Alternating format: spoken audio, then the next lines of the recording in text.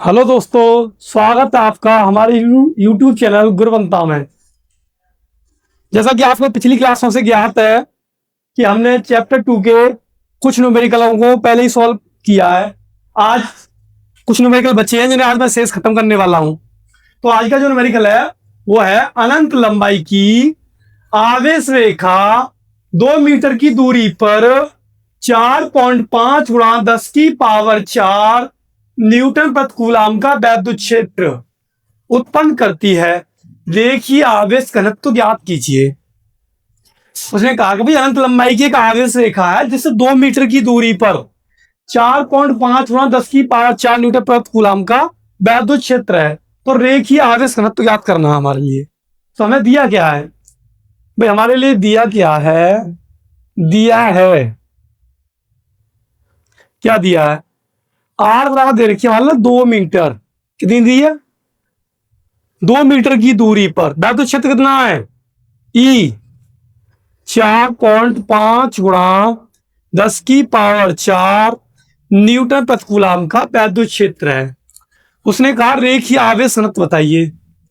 तो भाई रेखीय आवेश घनत्व, रेखीय आवेश घनत्व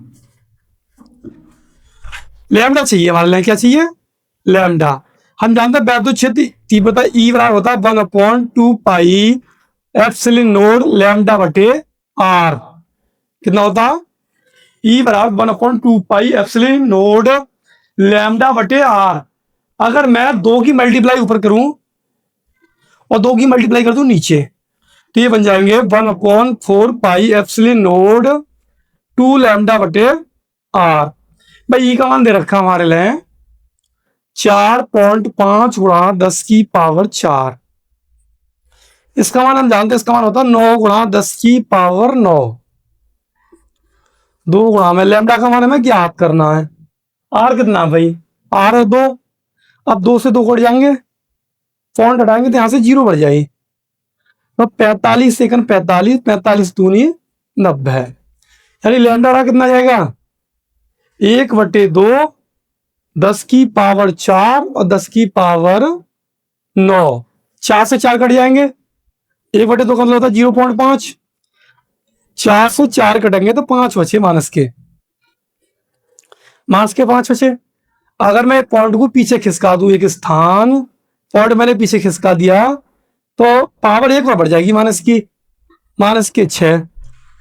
फिलहाल ये जो आंसर आ रहा है ये आ रहा है कूलाम प्रति मीटर में।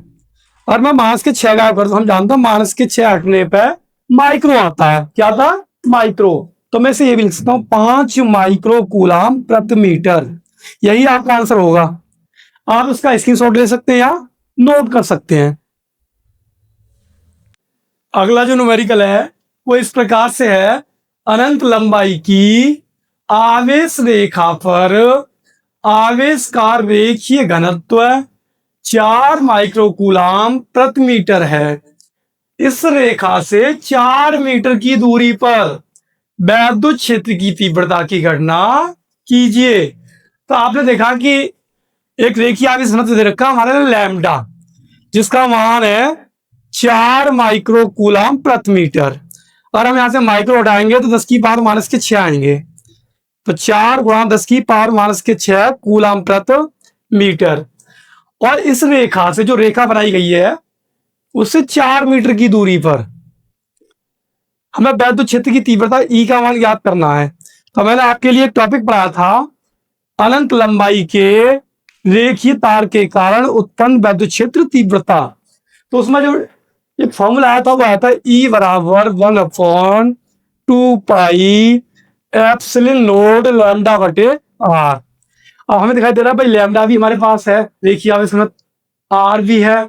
इसको हम जानते हैं इससे, क्योंकि ये होता है 1/4 पाई एप्सिलॉन नोड, उसका मान होता है 9 गुणा 10 की पावर 9। उसे बनाने के लिए क्या करते हैं? 2 से मल्टीप्लाई करेंगे ऊपर और 2 से मल्टीप्लाई कर देंगे नीचे। तो ये बन जाएंगे 1/4 पाई एप्सिलॉन नोड 2 लैम्डा बटे आर। इसका मान कितना होता है आप सभी को ज्ञात होगा पहले से। अब इसका मान 9 गुणा 10 की पावर 9 होता है। 2 गुणा में लैम्डा का जो मान दे रखा हमारे लिए वो दे रखा 4 गुणा 10 की पावर माइनस के 6। आर का जो मान दिया वो 4 दिया है। अब 4 से 4 काट देंगे तो ई बराबर कितना आएगा, 9 दूनी 18। 10 की पावर 6 माइनस के हैं, प्लस के 9 है, तो प्लस के 3 बचे। अगर मैं यहाँ एक पॉइंट लगा दूं तो 1.8 गुणा एक पावर बढ़ जाएगी, 10 की पावर 4 न्यूटन प्रति कूलम। यही आपका आंसर है। आप इसे नोट कर सकते हैं या स्क्रीनशॉट ले सकते हैं। अगला जो न्यूमेरिकल है वो इस प्रकार से है, किसी चालक पदार्थ की प्लेट पर आवेश पृष्ठ घनत्व +1 माइक्रो कूलम प्रति मीटर स्क्वायर है। प्लेट के समीप इससे उत्पन्न वैद्युत क्षेत्र तीव्रता ज्ञात कीजिए। भाई चालक प्लेट दे रखी है तो उनके बीच में जो आवेश घनत्व है, यानी क्षेत्रफल पर जो आवेश पृष्ठ घनत्व होता है वो होता है सिग्मा। मैंने आपसे थ्योरी में एक टॉपिक कराया था, तो जो उस पर जो क्षेत्रफल घनत्व होता है वो कितना होता है, सिग्मा। तो कितना भाई, 1 माइक्रो कूलम प्रति मीटर स्क्वायर। माइक्रो उठाएंगे 10 की पावर माइनस के 6 आएंगे, तो 1 गुणा 10 की पावर माइनस के 6 कूलम प्रति मीटर स्क्वायर। और हम जानते हैं कि प्लेट की जो वैद्युशीलता है वो है 8.85 10 की पावर माइनस 12 कूलम स्क्वायर प्रति न्यूटन मीटर स्क्वायर। और उसने पूछा हमसे वैद्युत क्षेत्र की तीव्रता याद करो, तो वैद्युत क्षेत्र की तीव्रता होती है भाई ई। अब प्लेट के लिए मैंने आपके लिए तीव्रता का कौन सा फॉर्मूला पढ़ाया है, ई बराबर सिग्मा बट्टे एप्सिलॉन नोड। सिग्मा का जो मान है वो हमें 1 गुणा 10 की पावर माइनस के 6 दे रखा है, और एप्सिलॉन नोड का जो मान है वो कितना है, 8.85 10 की पावर माइनस के 12। भाई 6 से 6 कट जाएंगे, अब प्लस के 6 बचे। प्लस के जब 6 बचेंगे तो कितना आएगा, 1 गुणा 10 की पावर 6 बटे में 8.85। तो कितने बचे भाई, ये 10 है क्या, 10 की पावर कितनी बचे, 5। यहाँ कितना आया 8.85। अब 8.85 से इसे हम काटेंगे। भाई 8.85 का जो भाग 10 में जाएगा वो जाएगा 1.13 गुणा 10 की पावर 5। वैद्युत क्षेत्र तीव्रता का जो मात्रक होता है न्यूटन प्रति कूलम। तो यही आपका आंसर है, आप इसे कैलकुलेट कर सकते हैं। अगला जो न्यूमेरिकल है वो इस प्रकार से है, धातु के खोखले गोले का व्यास 60 सेंटीमीटर है तथा गोले पर 500 माइक्रो कूलम का आवेश है। वैद्युत क्षेत्र ज्ञात कीजिए। गोले के केंद्र से 1 मीटर की दूरी पर, गोले के पृष्ठ पर, और गोले के केंद्र से 10 सेंटीमीटर की दूरी पर। तो आपको अब इस न्यूमेरिकल को देखने के बाद याद आ रहा होगा कि मैंने आपके लिए एक थ्योरी कराई थी, वो थी पतले गोलीय कोश के कारण उत्पन्न वैद्युत क्षेत्र की तीव्रता। तो हमने पृष्ठ में भी याद करी, वो पृष्ठ के बाहर भी याद करी और अंदर भी याद करी गोलीय कोश के। तो पहले मुझे चाहिए गोलीय कोश के बाहर। गोलीय कोश के बाहर क्यों है, क्योंकि जो गोले की जो त्रिज्या दे रखी है, 30 सेंटीमीटर दे रखी है। भाई गोले का जो व्यास है वो 60 है, गोले का व्यास कितना है, 60 सेंटीमीटर है।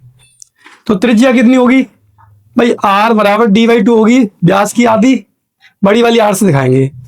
तो 60/2 यानी 30 सेंटीमीटर आई। अगर मैं इसे मीटर में बदलूं तो आएगा 0.30 मीटर। तो सबसे पहले इसने पूछा गोले के केंद्र से 1 मीटर की दूरी पर। तो भाई गोले के केंद्र से 1 मीटर की दूरी पर, r बराबर 1 मीटर की दूरी पर। तो आपके समझ में आ रहा होगा कि 1 मीटर तो बाहर निकल गया, यानी अरे ये गोलीय कोश है तो इसकी जो त्रिज्या वो 0.30 मीटर है। इसने पूछा कि 1 मीटर पर, तो हमने माना भाई 1 मीटर यहाँ है, तो हमें यहाँ पे बतानी है कि यहाँ पे कितनी तीव्रता बाहर निकली हुई। जो बिंदु P मानते हैं कि भाई यहाँ पे कितनी तीव्रता बाहर होगी, तो तीव्रता का मान निकालना हमें यहाँ से। तो तीव्रता के लिए फॉर्मूला आता है E बराबर 1/4 पाई एप्सिलॉन नोड Q बटे R स्क्वायर। अच्छा Q हमें कितना दे रखा है भाई, Q हमें दे रखा है कितना, 500 माइक्रो कूलम, यानी 500 माइक्रो कूलम। तो 500 गुणा 10 की पावर माइनस के 6 कूलम। तो भाई इसका मान कितना होता है, 9 गुणा 10 की पावर 9 क्यू का मान कितना, 500 गुणा 10 की पावर माइनस के 6। आर कितनी है, 1 मीटर। आर छोटी वाली जो आर है वो 1 मीटर है, तो 1 गुणा 1। अब देखो 9 और 2 पावर यहां से मिल गई हमें, कितनी होगी, 11। 11 में से 6 की कितनी बची, प्लस के 5। और 9 पंजे कितने होते हैं, 45।